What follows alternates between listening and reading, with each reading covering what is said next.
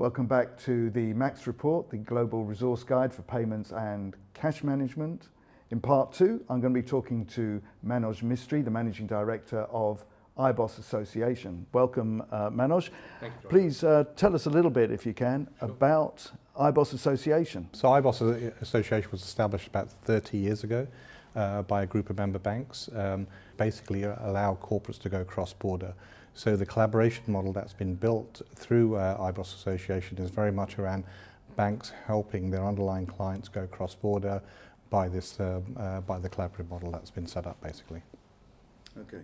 What's really making a difference in the world today? I know technology is running at breakneck speed. Yes. How are you managing to keep up with that, and how is IBOS remaining relevant in such a fast-moving environment? I think one of the things that we are always looking at is the pain points around onboarding and how we can digitize certain information, how we can also look at potentially where customers are onboarded through the IBOS process and they're looking to go into another market, like a customer that's on board in Italy, but that same customer wants to now go to the Dutch market. We have members in both. So it's like replicating how we can actually look at sharing that information. Can that work? Can a client that's been onboarded by an Italian bank, can the Dutch bank rely on the onboarding that the Italian bank's done, or will it simply use some of the answers perhaps that were provided in the first instance to their instance? I think that's exactly where we're sort of moving to, and we've seen examples of that within IBOS over the last number of years, where that information has been leveraged, where the cross-border account opening sort of operational metrics of using the IBOS ecosystem has worked very effectively.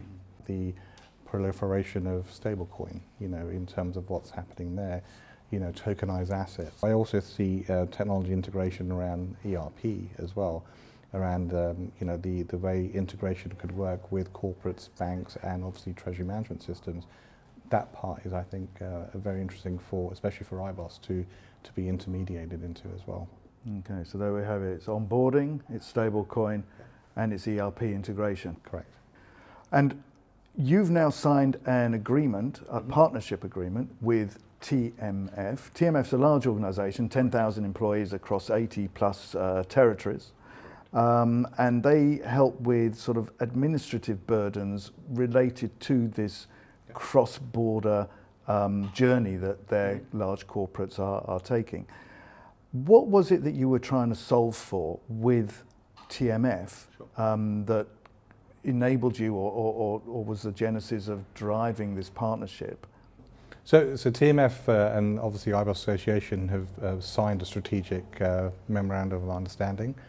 This partnership is very much around allowing our corporates to benefit from TMF services and expanded services in 87 markets. What this does is allow our corporates to enhance their offering around when they're looking to incorporate into a different country.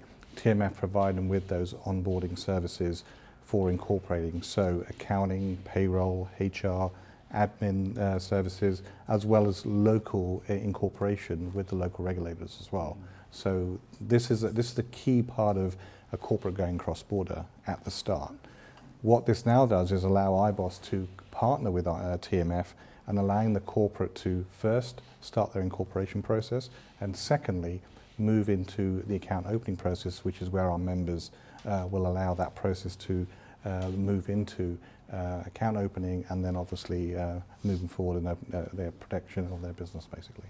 So TMF helps the corporate clients with its administrative burden of getting set up in another territory, opening up bank accounts, which is where IBOS Association comes in, with establishing articles of association, and any tax and regulatory compliance that they need to have, and therefore IBOS now can access some of those clients and start working with their banks, IBOS's banks, to create those connections for the TMF clients that they're bringing to the party. So part of this is also around what I would call the member collaboration. So members' sales teams are talking to customers around going cross-border.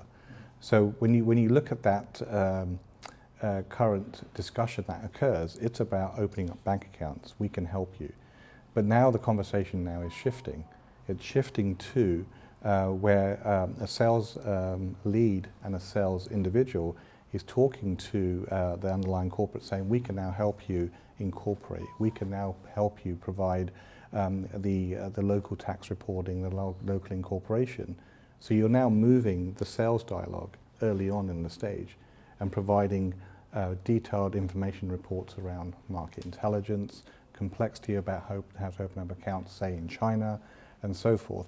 The actual paradigm of shift is happening where the sales conversation at the member who is looking to help that corporate go cross-border is moving the conversation to the front office, basically. And so the TMF partnership is the first partnership that IBOS has now, which is not with a bank. Correct.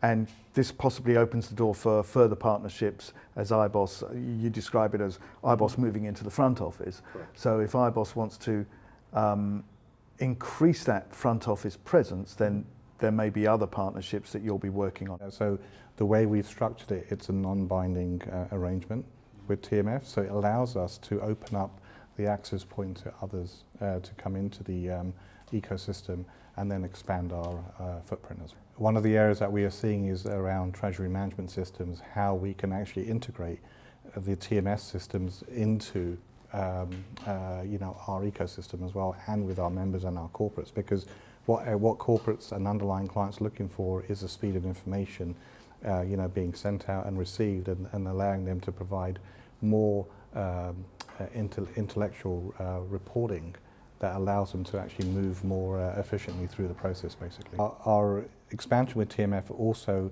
where they offer ERP localization, is the start of why we've got this relationship with them, because they provide that integration at the start, which is where we're moving from middle office to front office, because we could start to work on the integration there as well. So that's basically why we've done what we've done with TMF.